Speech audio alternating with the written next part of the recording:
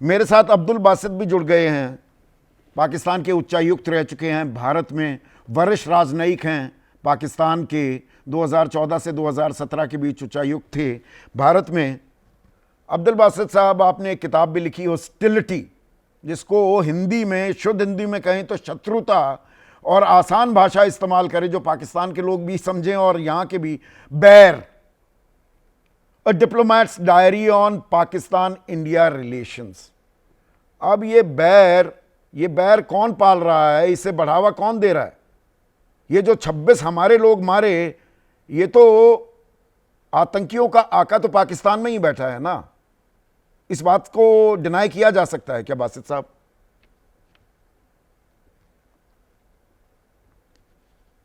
जी, बहुत शुक्रिया मुझे अपने शो में लेने का। देखिए, जहाँ तक हॉस्टिलिटी का ताल्लुक है, वो क्यों है, जहाँ तक मेरी असेसमेंट है, मेरा ख्याल है कि वो सिर्फ एक ही वजह से है, वो जम्मू और कश्मीर का तनाज़ा है। जब हमारे कायद मोहम्मद अली जिन्ना, जब पाकिस्तान बन रहा था, तो आपको याद होगा कि उनके दो घर थे। एक घर न्यू दिल्ली में था और एक घर मुंबई में था। उन्होंने नई दिल्ली का घर बेच दिया और कहा कि जी, मुंबई का मैं घर रखूंगा क्योंकि हम तो अच्छे हमसायों की तरह रहेंगे, मेरा आना जाना भी रहेगा। तो इससे हमारी तो बिल्कुल नीयत साफ नज़र आती है। लेकिन चूंकि पिछले 75 से 77 सालों में जम्मू और कश्मीर का तनाज़ा हल नहीं हुआ, तो ये हॉस्टिलिटी है। और मेरे अपने ख्याल में जब तक ये तनाज़ा हल नहीं होता, पाकिस्तान और भारत के दरमियान कभी भी बासित साहब, आई अच्छे यू रिश्ते मिसिंग द इस्तेवार वुड्स फॉर नहीं द हो सकते, ट्रीज? कायम नहीं हो सवाल सकते। कश्मीर का है कि सवाल आतंकवाद का है, और मेरे शब्द नहीं हैं। आप ही के रक्षा मंत्री ख्वाजा आसिफ, आपके विदेश मंत्री रह चुके हैं बिलावल भुट्टो, पिछले कुछ दिनों में वो क्या कहते पाए गए हैं कि 30 साल से जी आतंकवाद को पाल पोस रहे हैं, हम तो जी फंस गए, ये जी का जंजाल बन गए हैं। ये मेरे शब्द नहीं है, ख्वाजा आसिफ के हैं और बिलावल भुट्टो के हैं। वो खुद मान रहे हैं कि पाकिस्तान में आतंकी तंजीमें हैं। इससे बड़ा और क्या नहीं सबूत चाहिए? आपने नहीं आपने मुझसे पूछा कि ये हॉस्टिलिटी क्यों है। हम्म। इससे पहले भी देखिए, हम जंगें लड़ चुके हैं। 1948 में भी हमने जंग लड़ी, 1965 में भी हमने जंग लड़ी, उसके बाद फिर 71 का भी मामला हुआ, फिर कारगिल कॉन्फ्लिक्ट भी हुआ। तो अगर आप तारीख में जाइए और दिल पे हाथ रख के ज़रा सोचिए और कहिए, तो मामला तो एक ही है, जम्मू और कश्मीर का। तो कितनी अगर वो दरिया दिली तनाज़ा भारत आज ने भी हल हो दिखाई? जाए। 93,000 आपके फौजी कैदी बन गए थे, प्रिजनर ऑफ वॉर बन गए थे। 1972 में शिमला समझौता हमने किया। उसके बाद जुल्फिकार अली भुट्टो कहते हैं 1,000 साल तक हम लड़ाई लड़ेंगे। जियाउल्लाह कहते हैं ब्लीडिंग इंडिया बाय 1,000 कट्स। हम आगरा समिट नहीं, करते ये हैं, तो हम बहुत। लाहौर बस यात्रा करते हैं। तो दरिया दिली की भी एक हद होती है ना बासित साहब। लेकिन आप असल जो तनाज़े उस पे नहीं आते ना। हम्म। आप जो है जम्मू और कश्मीर में आप मीनिंगफुल डायलॉग नहीं करते। आप फिर 5 अगस्त 2019 को उसको एनेक्स कर लेते हैं। आप फिर वहाँ पे डेमोग्राफी तब्दील करने की कोशिश करते हैं, हजारों भारतीय बाशिंदों आप को मुंगेरी लाल के डोमिसाइल इशू कर हसीन देते हैं कि सपने वहाँ पाले पे रहते हैं जाके बासित सेटल हों। साहब। कश्मीरी आवाम का आपने देखा 22 अप्रैल के बाद हर कोने में जम्मू कश्मीर के किस तरह से कश्मीरी भाई हमारे बाहर निकले। आपके टू नेशन थियोरी, जो ये आप एजेंडा जगुलर वेन जो कश्मीर को आप बताते घूमते हैं, उसकी लानत मलानत, उसको पूरी तरह से खारिज करते हुए कौन दिखा जिस कश्मीरी आवाम का आप जिक्र कर रहे हैं? तो बिल्कुल आसान तरीका मैं आपको सजेस्ट कर देता हूँ for the consideration of your government ji. और आप सब के लिए, भारत के बाशिंदों के लिए भी, कि अगर आप समझते हैं कि मकबूजा जम्मू और कश्मीर के लोग और आज़ाद जम्मू और कश्मीर के लोग, तमाम कश्मीरी जितने भी हैं, वो भारत के साथ जाना चाहते हैं, बहुत खुश हैं, तो फिर तो रिफरेंडम करवाना आपके लिए बहुत आसान हो जाना चाहिए। आप रिफरेंडम करवा बलूचिस्तान में कराएंगे लीजिए। रेफरेंडम? आज़ाद जम्मू। आप हमें ये दिखा रहे आज़ाद। हैं वो तो कश्मीर तो हमारा अटूट हिस्सा है, हमारा अभिन्न अंग है, वहां पर सरकार चुनी गई है, लोकप्रिय सरकार चुनी गई है।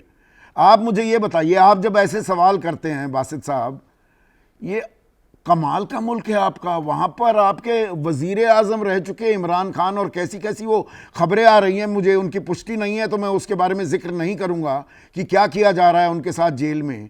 वजीर आजम को आप जेल में डाल देते हैं और हाफिज सईद जैसे एक आतंकी को, एक आतताई को आप हाउस अरेस्ट करते हैं और कहते हैं आप एक मुल्क हैं या आप एक रोग नेशन है। देखिए, कुछ हमारे इमरान खान हमारा इंटरनल मैटर है, उसको अच्छा, हम सॉल्व किस वो तरह करते हैं ये भी हमारा अच्छा, आपके प्रोरोगेटिव वजीर है। आजम इंटरनल मैटर, कश्मीर आपका मैटर। जी। वाह। कश्मीर तो देखिए ना, अगर आप तारीख में जरा जाइए तो मैं नहीं कह रहा कि हमारा मैटर है, इस पे तो यूएन सिक्योरिटी काउंसिल की तकरीबन 17-18 रेजोल्यूशन, अगर आपको तारीख पढ़ने का मौका मिला और अगर आपने मेरी किताब ही पढ़ ली हो मैंने हॉस्टिलिटी पढ़ी है की, आपकी किताब, तो बिल्कुल उसमें भी पढ़ी है। मैं तो उसमें भी मैंने एक तारीखी पस मंजर पेश किया है कि नहीं, उसमें आप ही एक्चुअली ने, तनाज़ा आपके है शब्द क्या। मेरे शब्द नहीं है। आप कहने को उच्चायुक्त भी थे, पर नवाज शरीफ और उनके जो कारिंदे, मैं शब्द इस्तेमाल कर रहा हूं, अगर आपको गलत लगे तो खैर मैं वापस भी ले सकता हूं, वो दो कारिंदे थे, वो आपको तो ना आपकी सुनते थे ना आपको बताते थे। आपके उच्चायुक्त रहते हुए सारे फैसले ले लिए जाते थे। आपको तो हर जगह बाईपास किया जा रहा था। आपको तो तो कोई फर्क नहीं विदेश सचिव पड़ता, बनाया जाना था, वो भी नहीं बनाया गया। उससे कोई फर्क नहीं पड़ता, हमारा इंटरनल मामला है ना, वो तो मेरे और हाँ, मेरी गवर्नमेंट का मामला है, उससे कश्मीर का और क्या हमारा ताल्लुक है। कश्मीर हमारा मामला, आप क्यों परेशान होते हैं बासित साहब? नहीं, देखिए ना, यही तो मसला है कि आप लोग डिनाई कर आप लोग डिनाइल में हैं इस वक्त, जब अच्छा, तक इस हम डिनाइल से डिनायल नहीं, में नहीं या निकलेंगे। आप डिनायल में हैं? जी ये हाँ। जो परमाणु बम की गीदड़ भभकी दी जा रही, परमाणु बम चलाएंगे आप? देखिए, सत्ता पुश चल कम नहीं टू रही, शव। सरकार चल नहीं रही, कटोरा लेकर घूम रहे हैं, उसमें भी छेद हैं। अगर मैं गलत कह रहा हूं तो प्लीज बताइए।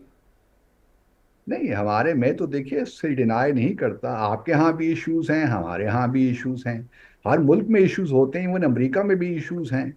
आप जाइए न्यूयॉर्क में रूजवेल्ट होटल के बाहर, आपको बहुत से लोग वहाँ, गरीब लोग सड़कों पे सोए हुए मिल जाएंगे। तो हर मुल्क में इश्यूज हैं, हम अपने इश्यूज अपने हिसाब से उनको सेटल सॉल्व करने की कोशिश कर रहे हैं। आपके मुल्क में भी मैं जब जब जाता हूँ, दुनिया का सबसे बड़ा स्लम जो है वो मुंबई में है, अगर आपको मालूम है तो। हाँ, तो तो ये मालूम कोई है। पाकिस्तान अच्छा, कोई मतलब यूनिक यूनिक भारत और मुल्क नहीं है। पाकिस्तान की आर्थिक सेहत को आप कंपेयर कर रहे हैं? मैं नहीं कंपेयर कर रहा, मैं तो सिर्फ आपको बता रहा हूं कि हर मुल्क में इश्यूज होते हैं, और हर मुल्क हुकूमत चाहती है अब कोई उनको सॉल्व काम करे नहीं बन पा रहा, घबराहट है, तो दरअसल न्यूक्लियर फ्लैश पॉइंट वो दुनिया के सामने, अरे देखिए हम बम चला देंगे, ये न्यूक्लियर फ्लैश पॉइंट हो जाएगा, यही रास्ता बच नहीं, गया हम और कुछ हमने नहीं बचा तो। नहीं, ऐसी ऐसी कोई बात नहीं, अल्हम्दुलिल्लाह इस वक्त भी हमारी कन्वेंशनल पावर भी इतनी है कि हम आपको अभिनंदन जैसे वाकयात अभी भी हो सकते हैं, अच्छा, इसमें आप अभिनंदन जैसे? बिल्कुल बासित साहब, तो मेरा मेरा जी। विश्लेषण नहीं है। नजम सेठी साहब, वो आपके मित्र भी रहे होंगे, मुझे मालूम नहीं, वरिष्ठ पत्रकार हैं, आपका मिलना जुलना तो होगा ही, और वो पंजाब प्रांत के मुख्यमंत्री भी रह चुके हैं, थोड़े वक्त के लिए ही थे। उनका कहना है लिमिटेड वॉर में तो चलिए हम भारत के साथ दो दो हाथ कर भी लेंगे, थोड़ा लंबा खिंचा हमारी तो कमर टूट जाएगी। मेरे शब्द नहीं है, नजम सेठी कह नहीं, रहे हैं। तो आप बिल्कुल आप लंबा खींच लिए, आप पराक्रम जैसा मामला भी कर लीजिए। पाकिस्तान देखिए, हम तमाम सिनेरियोज के लिए तैयार हैं, अगर आप पराक्रम वाला मामला करना चाहते हैं उसके लिए भी तैयार हैं, अगर आप बालाकोट करना चाहते हैं उसके लिए भी हम तैयार हैं, बालाकोट प्लस करना चाहते हैं तो उसके लिए भी हम तैयार हैं। लेकिन आपको मैं यकीन दिलाता हूँ कि हमारे पास कन्वेंशनल कैपेबिलिटी भी इतनी है अल्हम्दुलिल्लाह, कि हमें शायद ज़रूरत ना पड़े अपने न्यूक्लियर जो है कैपेबिलिटी को इस्तेमाल करने के लिए। लेकिन अपनी अगर राजनीति चमका रहे हैं जनरल आसिम मुस्तकबिल में मुनीर। देखिए, वो हमारे इंटरनल मैटर्स हैं, उसमें मैं क्या इंटरनल बात करूं मैटर, आपसे, अच्छा, आपके साथ जो इंटरनल। हमारे दो तरफा जो मामलात हैं, आप मुझ भी उस पर बात कीजिए ना। जो पाकिस्तान और भारत के दरमियान इश्यूज हैं, हाफिज तनाज़ात सईद हैं, को दे दीजिए अगर ना। ये दहशतगर्दी का भी ये अगर ये मसला जो है तो आप में बात करने को ये तैयार हैं उस पर। आतंकी आका बिठा रखे हैं और उनको जो लाल कालीन बिछाए रखते हैं, हाउस अरेस्ट, मतलब हाफिज सईद को हाउस अरेस्ट और प्रधानमंत्री को जेल, इनको सौंप दीजिए देखिए, ना। जहां तक दहशतगर्दी का मामला है ना, तो फिर हमें आपसे ये भी मुतालबा कर सकता हूं कि आप जो एक्सप्रेस समझौता एक्सप्रेस के जो लोग हैं, आपने उनको छोड़ दिया, फ्री कर दिया। आप पहले उनको पाकिस्तान के हवाले करें, क्योंकि हमारे 42 लोग उस दहशतगर्दी के मामले में शहीद हुए थे। तो इस तरह तो बातें नहीं होती। बातें तो मैं भी बहुत कर सकता हूँ, अच्छा, इस आप तरह भी कर बातें नहीं सकते हैं, होती, आपके पास स्टेटेड भी पॉलिसी प्रश्न हो जाती है किसी मुल्क की। एक वजीर आजम कहता है कि 1000 साल तक युद्ध करेंगे, एक वजीर आजम कहने को दरअसल एक तानाशाह जियाउल्लाह कहता है ब्लीडिंग इंडिया बाय 1000 कट्स।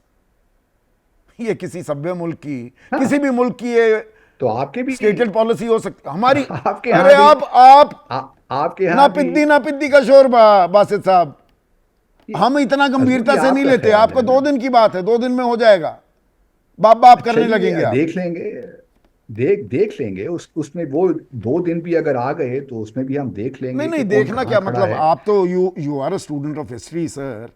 वो 48 में हुआ हो, 65 में हुआ हो, 71 में हुआ हो, और 99 में जो हुआ, हर बार क्या हुआ? आपके तो 2 हिस्से कर दिए।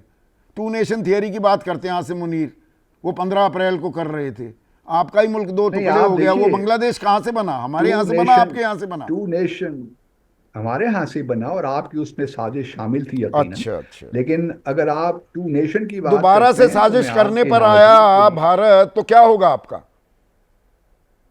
कुछ नहीं होगा। कुछ नहीं हम होगा, इस वक्त अच्छा। बड़े कॉन्फिडेंट हैं। जहां तक 2 नेशन की आपने बात की ना, मैं आपको बताता चलूं, काइंडली जरा डॉक्टर सवारकर का वो हिंदुत्व का पैम्फलेट आप पढ़ लीजिए, जिसमें बड़े वाज़े तौर पे कहते हैं कि हम यहाँ मुसलमानों को, बर्रे सगीर मुसलमानों और ईसाइयों को तस्लीम नहीं कर सकते। अगर यहाँ पे रहना वो चाहते हैं आपकी जो ये सरजमीन में, मंशा है ना बासित क्योंकि साहब, ये आप ये सावरकर नहीं इधर उधर इक्का दुक्का आदमियों को, वो आपको जवाब दे दिया उमर अब्दुल्ला ने, जो मुख्यमंत्री हैं जम्मू कश्मीर के, उनके पिता फारूक अब्दुल्ला ने, कि 47 में आपके साथ नहीं गए, अब कहां से चले जाएंगे? असदुद्दीन ओवैसी ने बोल दिया हो गया बहुत, पिछली बार घर में घुसकर नहीं, मारा मैं था, अब तो तो घर में घुसकर आप कब्जा नहीं, करने मैं का तो वक्त आ गया। चलिए, आप वो भी हिम्मत करके देख लीजिए कि कब्जा कौन करता है। हम तो हर सिचुएशन के लिए तैयार नहीं, हैं। कब्जा तो आप किए अगर बैठे आप हैं में वैसे, हिम्मत अठहत्तर है तो हजार करके देख वर्ग लीजिए। किलोमीटर का इलाका हमारा कब्जा किए बैठे हैं। वो वक्त नहीं आ गया वापस देने का? देखिए, अब आप वो ख्वाबों की दुनिया में रहते हैं अच्छा, तो ख्वाबों ठीक की है, दुनिया आपकी में। मर्जी। लेकिन लेकिन अगर असल जब वक्त आएगा तो उसके बाद फिर हम देखेंगे कौन कहाँ खड़ा है, किसके पास ठीक है, कितनी बहुत ताकत बहुत है, शुक्रिया कौन कितने अब्दुल बासित जज्बे साहब, से बढ़। As aggressive as ever.